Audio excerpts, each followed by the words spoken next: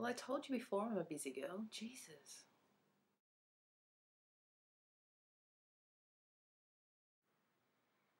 I haven't forgotten my promise about videos about Melbourne, and I did actually have some footage taped, but unfortunately, I'm a bit of an idiot and I don't back things up, and I put all the footage onto my computer ready to be edited and wiped it from my camera, and then my computer got a virus, crashed, and I lost everything. And this isn't the first time it's happened. I really should learn from experience. But I will get videos up about Melbourne once I redo the footage. I do have another video that I hope to have up next week, which is a bit of fun.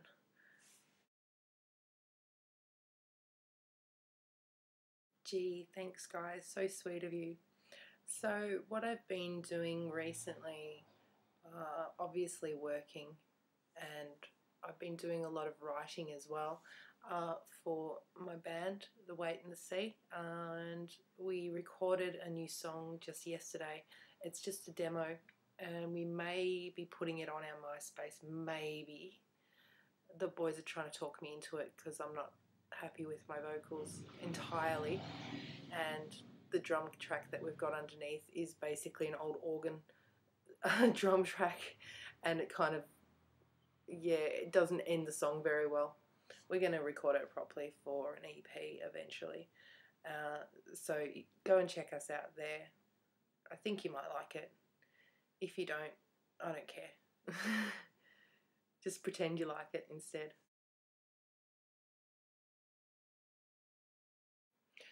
Yeah, I put up a video about the bushfires in Melbourne. Well, not in Melbourne, but in Victoria, quite close to the city actually. And there was a few comments from users, and they weren't, I wouldn't say they pissed me off, but they probably weren't the nicest comments I've ever received on a video before. I am not one to tell people what they can and can't say or think about anything that I put up, but I think that people should really, what's the best way of saying it without being a thought police? I think people should really think about what they're saying before they say it, or in this case, type it. The beauty of the medium that we're using here on YouTube and on the internet in general is that we can self-edit what we say. And I think also the culture of the internet probably makes people think that they're talking rather than writing. And a lot of the time people just have word vomit, and they don't think about what they say before they say it. And I think in this culture, people are now typing before they think. So the comments that I was receiving were things like a New South Wales gentleman, I think his name was Jay Fizzox, saying that he's from New South Wales and he doesn't care what happens to people in Victoria, and so he wasn't going to give money to fire relief at all. And then later on, after I said something like you can't ask, or you can't squeeze blood out of a heart of stone, he did the whole LOL thing, or laugh my ass off thing, yeah, that's right, and said that the real reason was because he kept seeing it on the news and he was sick of it. Another gentleman said the same thing, and also commented that he basically said tough luck to those who lost their homes, who weren't insured or underinsured, and basically said it was their fault that it happened to them, even though he felt sorry for the people who had died, which I think at the last count was 189. And then another gentleman came in by the name of Mr. Yamamoto 89 and started crapping on about whaling ships being protested against by Greenpeace, and kangaroos being killed, well, culled technically, he said the word slaughtered, and that the British settlers in Australia when the continent was first discovered by Britain when we're killing Aboriginals and humiliating them, and mentioned the stolen generation. And he actually made some really good points, but completely irrelevant to the fires. So, yeah, I think people should really think before they type, because they can cause a whole heap of stir. And it's also not very good when you go to your channel and you see a shitstorm happening between a whole bunch of users. One group of users who are basically not thinking before they type, or typing just for the sake of hearing their own voice or seeing their own words, and another group who probably aren't even all that much better, just calling them names because they don't agree with what they're saying.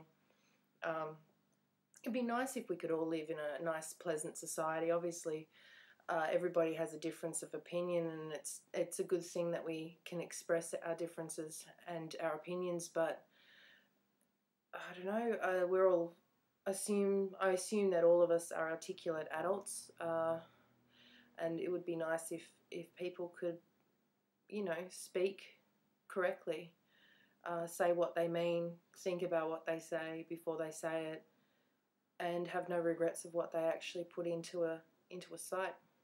But that's all I say on that matter. I've already said what I needed to say individually to the users who left their comments.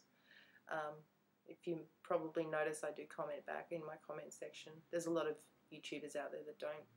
They leave it to the video and then leave it open, but yeah, whatever. I definitely don't want drama on my channel. I don't like drama. It's funny to watch, but it's not funny to be in.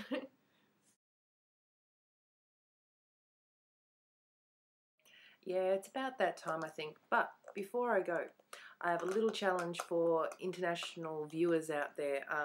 It's not as much fun if an Australian does this because they already know what it's all about. This is Vegemite.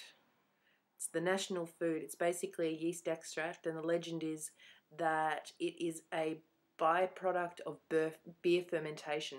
I don't actually know if that's true, but it's a pretty cool story. And this is how I eat my Vegemite. It's a bit of wheat-free bread, untoasted, lots of Nuttelex,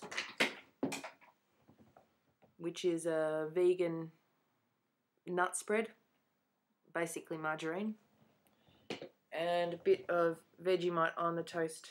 Yummy! So if you are an American or a Brit or anyone really, and you want to partake of Vegemite, then put it on a video response. Yeah, yum.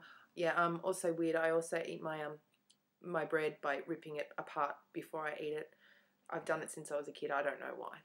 People think I'm weird, but here we go.